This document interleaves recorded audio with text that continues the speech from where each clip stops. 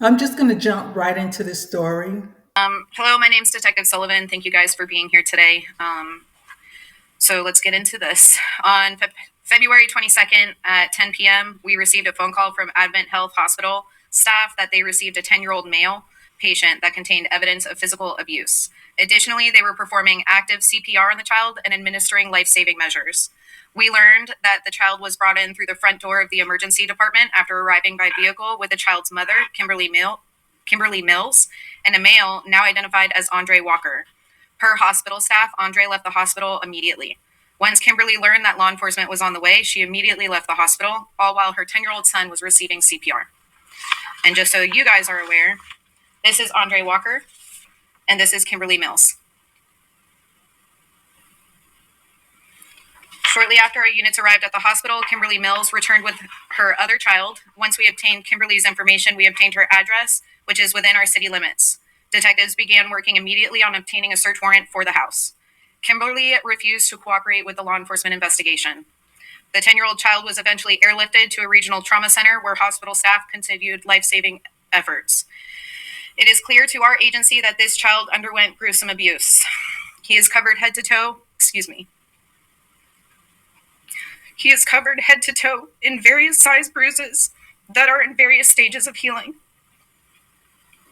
Additionally, he is covered in burn marks. This child underwent further abuse that I am unable to discuss at this time. This 10-year-old little boy is fighting for his life. He is in critical condition, and we are unsure which direction his healing will go. There is a high possibility that these charges could be enhanced depending on his outcome. Upon serving the search warrant at the residence, detectives obtained several pieces of pertinent evidence. This evidence told a story of what this child went through, and we believe will help piece together what occurred prior to them arriving at the hospital. To put it plainly, this child was tortured. I'm happy to say that shortly before this press conference, we learned Andre Walker turned himself into the Lake County Jail. Detectives in the community still have questions, and now that we know Andre Walker has turned himself in, detectives will be making contact with Andre Walker. We are hopeful that some of these questions will be answered. Detectives have put countless hours and continue to put all of their efforts towards this investigation. We want justice for this 10-year-old boy, and due to this being an open investigation, certain details cannot be released to or discussed to maintain integrity to this case.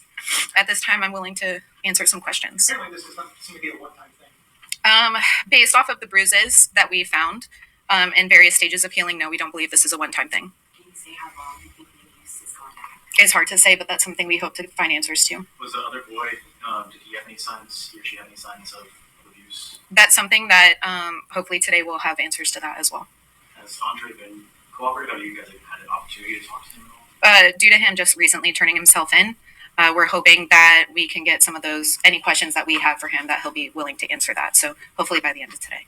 If you could talk a little bit about anything you started seeing to they have a boy who is being treated, how he's doing at this very moment. At this very moment, he remains to be in critical condition.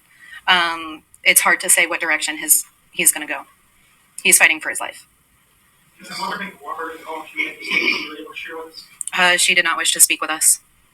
Is there any history with this family? Do you guys have a call history at that home, or is there a DCF history with this family? So we checked with DCF. We did not see any recent or any contact with DCF reports or anything like that. We did do a call history at the residence. There was one recent call where mom called in with questions about the 10-year-old boy. You didn't respond out there, though? No, it was a call that could be handled over the phone. Was there any signs that was there any signs of sexual abuse of this 10-year-old boy? Some details of the investigation I can't say, but I will have you read in between the lines.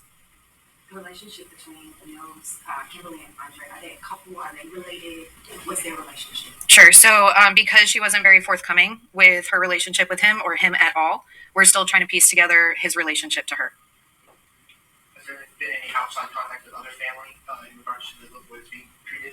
Any distant relatives? So biological dad, he lives out of state. He was immediately notified and was immediately able to come down to be with his two sons. Can you speak at all to what you may have seen inside the house upon the search warrant? Enough that we are able to paint a certain picture that leads us to believe this little boy was tortured. Was the boy in school outside of the home? Yes. He attended school. Yes. Is maybe kind of a piggyback, you might not be already into it, but talking about what you were able to take from the home is and what has helped you piece together this investigation. I know we talked about firms. Is there anything that you can give us to give an indication of how you might firm? Not without losing the integrity of the case. If you could speak to the emotions, because I know I spoke to a neighbor, obviously very shocked. Us seeing the details, very shocking, and I see the raw emotions during the press conference. Ask your question one more time. Your emotions. My emotions. So I'm, excuse me, I'm a mother. A lot of us are parents at this agency. So to hear and, based off of what we've seen, obviously this is heartbreaking. As parents, we protect our children. We'll protect anyone's child. So to learn that this child was supposed to be protected and wasn't, obviously is devastating and gut-wrenching. So personally, it's difficult, as you saw. I tried to keep my cool, I'm sorry. So. The biological father, what was kind of his reaction? You said he was able to immediately come. What was his reaction, if you can speak to it at all? If you were to imagine your child undergoing something like this and what your reaction would be, was his reaction. And a very reasonable reaction from a parent that loved their child. Is he the father of the other child? Yes, yes. Was he married to Kimberly? I don't know. Anyone else? Okay, thank you guys for being here. As I'm listening to this story, it's hard for me to believe that his mother was a nurse or is a nurse and allowed this to happen to her son. According to what the detective was saying in the news conference, this little boy was tortured. He was beaten and had bruises from head to toe, also burn marks.